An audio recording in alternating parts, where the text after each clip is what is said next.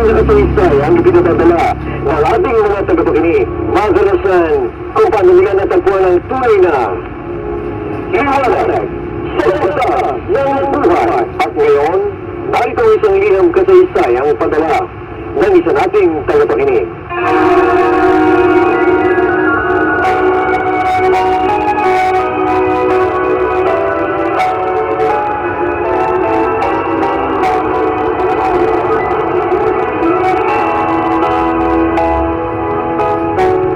Brother Mike, naninirahan kami sa Novaliches, Quezon City. At kahit malayo sa amin ang ating gawain, patuloy kaming dumadalo at isinasama rin namin ang aming mga anak. At tulad ng mga halimbawang itinuturo mo, sumisigaw rin kami pag dumaraan ang eroplano sa gawain.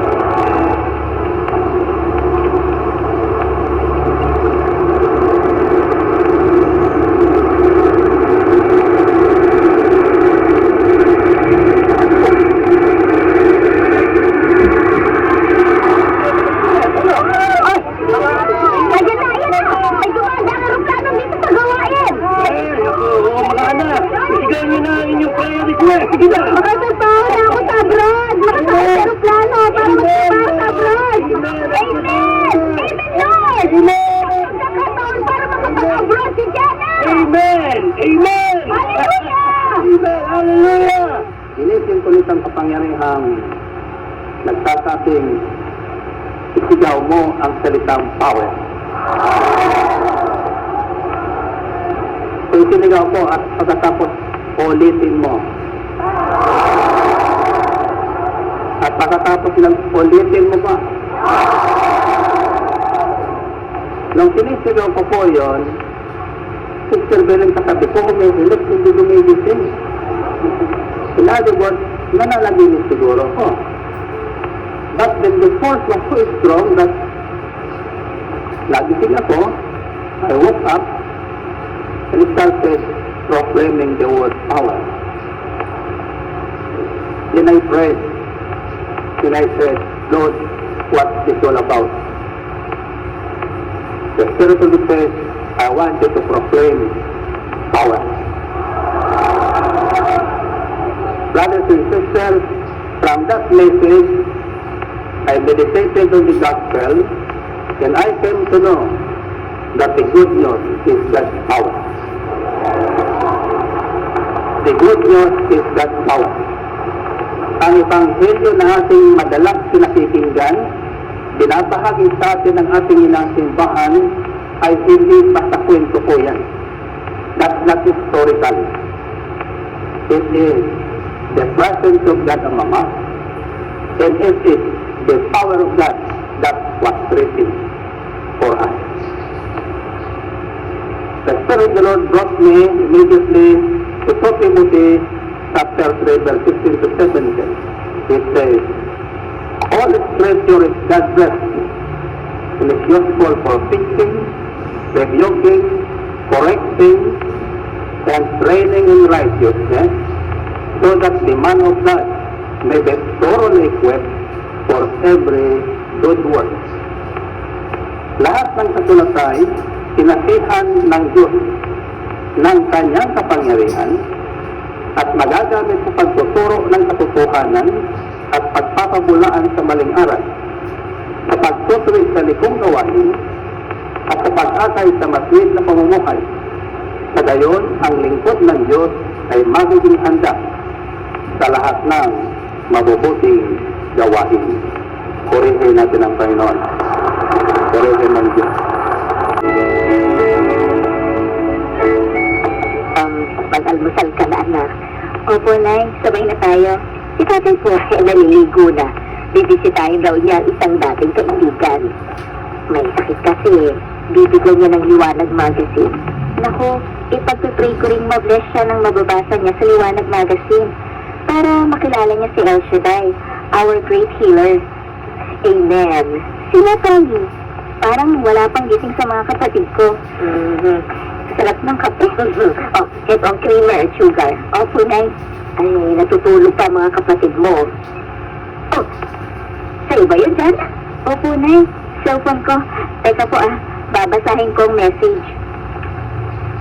Praise God! Ano sabi? Pinagre-report ako bukas, araw ng Lunes. Sino? Kanino ba galing ang text message? Hallelujah, sa agency po. Yung isang agency na nakipag-communicate sa akin sa internet, isinama nilang resume ko sa isinabit sa employer sa Qatar. Qatar?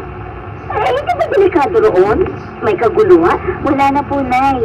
Ang alam ko, tahimik na ngayon sa Qatar. Ganun ba? Bakit ka raw pinapupunta sa agency? Darating ang employer. Isinama nila ako sa mga i-interviewin. Praise God nga pala kung gano'n. Nay, talagang praise God. Magsasamahan kita sa panalangin, anak. Ang kini natin, ito na nga ang sagot ni Yahweh sa madalas nating pagsigaw ng panalangin sa gawain.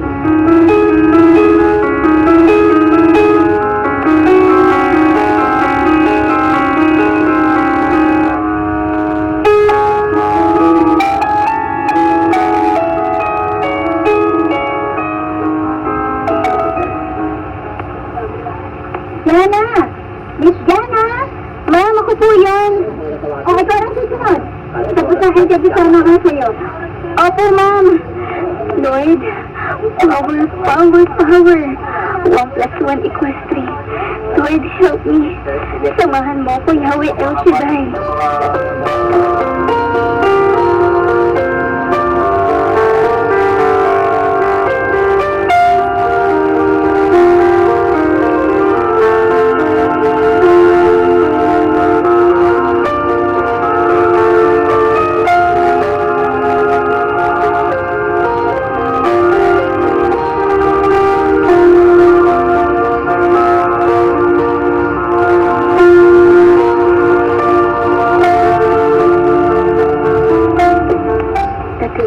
Pinaghintay para sa result ng interview. Lord, ang lakas ng kabunong dibdib ko.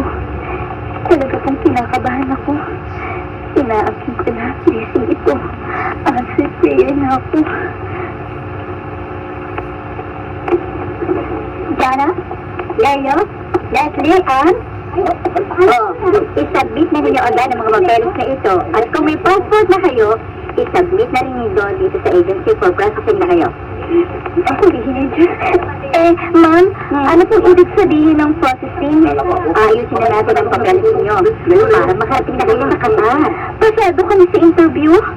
Oo, Miss Jana, pasado kayong tatlo. At gusto na employer na makapunta na kayo agad doon.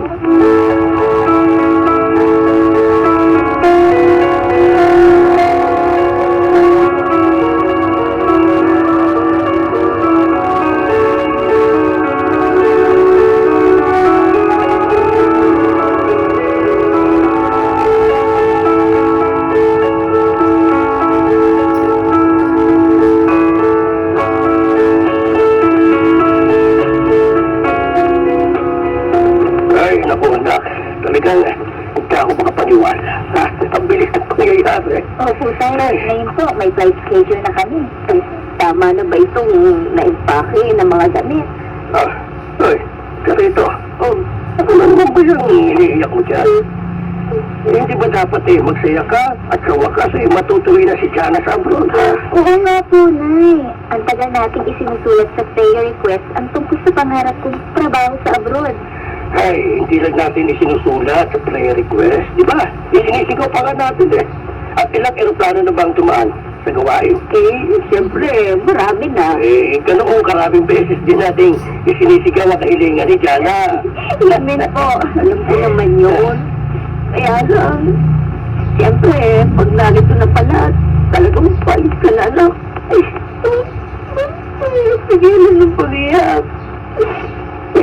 Natutuwa ako, pero nalulungkot din kasi ito ang unang pagkakataong malalayo ka sa amin ng tatay mo. Tama na po yan, Nay. Basta sama-sama pa rin tayong mag-face mag-Psalm 91. Oo nga naman. Oo, anak. Lalo na ngayon, malalayo ka sa amin. Talagang lalo natin dapat tingin ang gabay at pag-iingat sa'yo ni El Shaddai.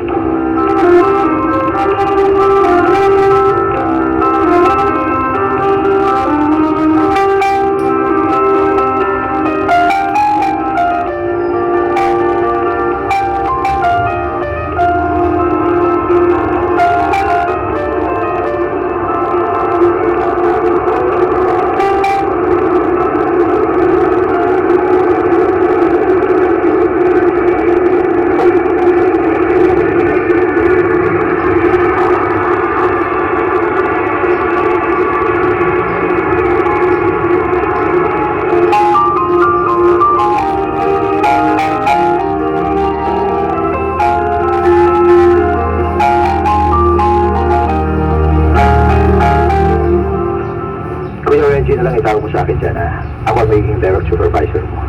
Salamat naman po, kuya. At isa rin Pilipinong magiging boss ko dito. Hindi lang tayo Pilipino dito sa kumpanya. Marami pa sa ibang department. Pag break time, ipakikilala kita sa kanila. Matagal ka na dito, Kuya Reggie? Oo, pangatlong kontrata ko na ito. Pero ngayon pa lang ako hihingi ng bakasyon. Alam mo na, namimiss ko na rin kasi ang pamilya ko eh. Oo nga, kuya. Ang tagal ng 3 kontrata. Ibig sabihin, 6 na taon ka na rito sa Qatar. Mag-aanim, Jana. Mag-aanim pa lang. At alam mo ba, meron pa akong 6 na buwan para matapos ang pangatlong kong kontrata. At after that, bala ko munang humingi ng bakasyon. Pero talagang bakasyon lang. Bakit mo nasabi yan, kuya? Eh kasi nga, gusto ko pang bumalik dito. Maganda ang pasweldo at mga benefits dito.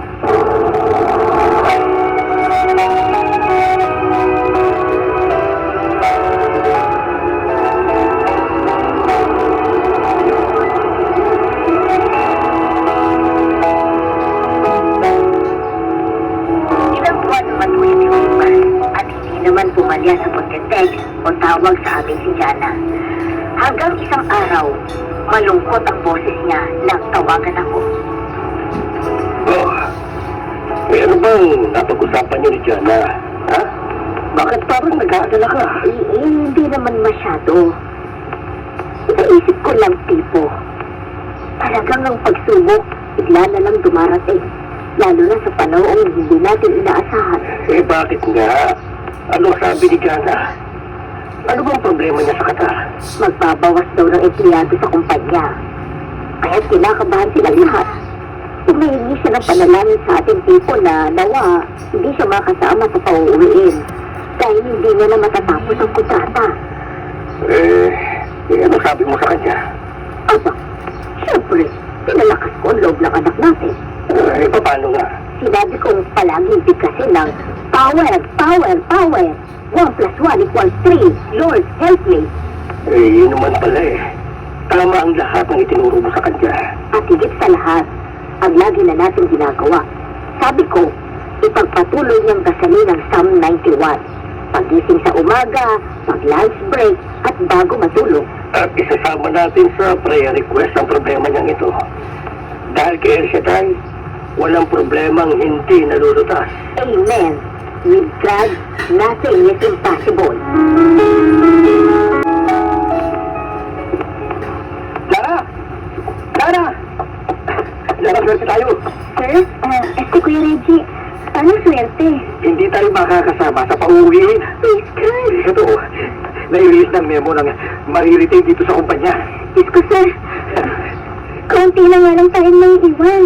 Salamat sa Diyos. Salamat kay El Shaddai. Ha? Pero sa member ka na pala. Oo, kuya. Siya rin ang nagbigay ng chance para makapagtrabaho ako dito.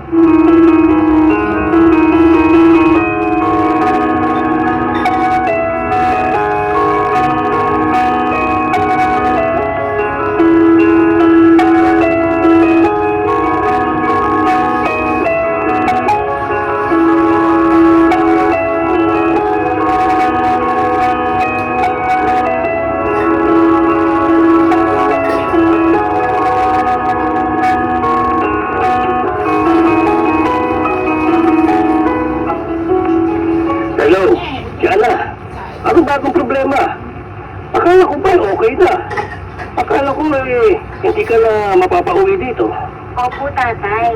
Kaya lang, lahat daw ng natiling manatili sa company, mag-a-undergo ng 2 written exams. Anong ikinakakaban mo dyan? Kayang-kaya mo yan. Sa tulong ni Yahweh. Tay, isama niyo pa rin ako sa prayers.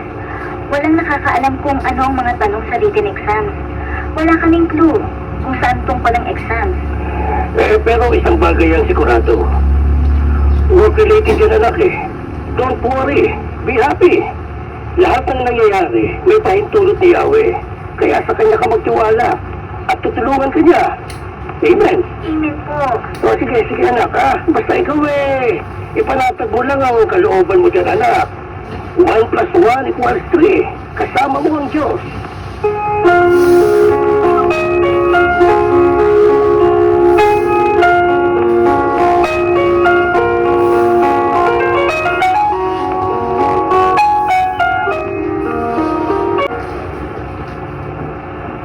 certification purposes lamang ang exams na kukunin mo dyan, ha? Kumbaga sa Pilipinas, ito ay parang lisensya. Isi-certify ka na alam mo talaga ang trabahong ibinibigay sa'yo. Ilang kaya kami, kuya, na kukuha ng exam? Ay, hindi ko pa alam dyan, ha? Pero basta pagbutihin mo, ha? Alam mo, pabor sa'yo kapag naipasa mo ang parehong exam.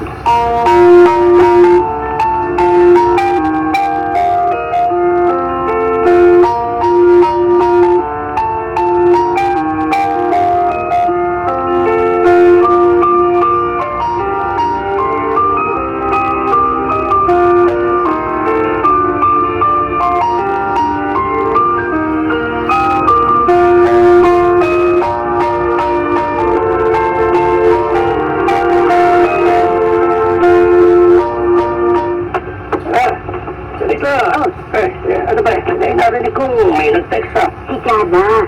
Ay, ito, oh. Ay, sandali, ah. At binabasa ko na. Sige, ano sabi? Sandali lang kasi.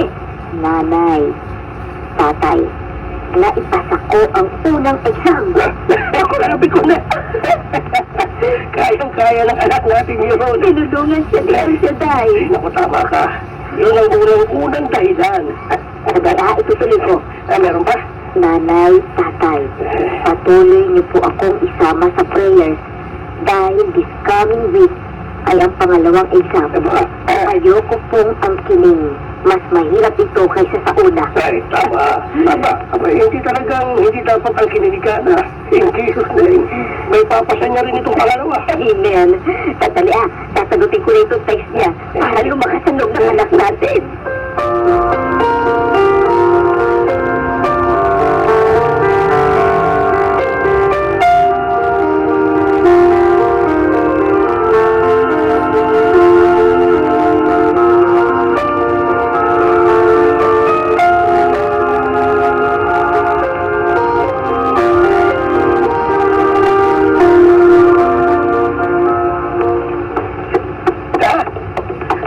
Good news! Ang ganda ng pagkakangiti mo, Kuya Reggie, ah. Alam mo, nakakabilib ka talaga eh. You passed the second exam with flying colors. Ang taas na rating na binigay sa examiner. Purihin ng Diyos. Salamat po, Lord. Ikaw ha? Ngayon ako naniniwala talagang malakas ka kay El Shaddai. Lahat naman tayo, Kuya. Maaring nakalapit kay El Shaddai. Kailangan lamang tanggapin natin siya sa ating puso na siyang Panginoon natin at tagapagligtas. Medyo hindi pa ako ready sa ganyan eh. Pero aminin ko dyan na nakaka-inspire yung ipinakikita mong pananampalataya. Amen. At lahat ko yan na na-achieve ko, hindi ko naman magagawa kung wala ang gabay at tulong ng Panginoon.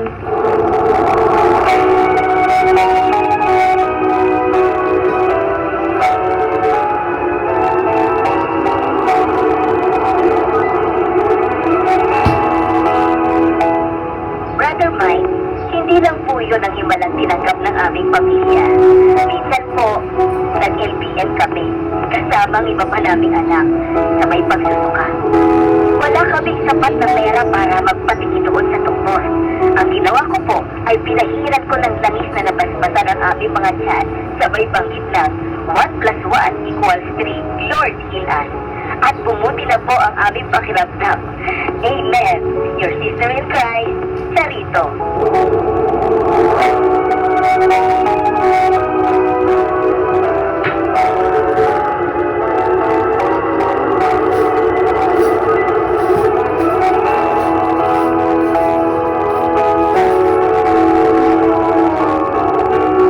Inyong napakinggan ang isa namang buhay na patotoo ng kabutihan sa atin ng ating dakilang El Shaddai dito sa Lahana Talagang Buhay. Producer Brother Mike Z. Velarde para sa El Shaddai Prayer Partners Fellowship International.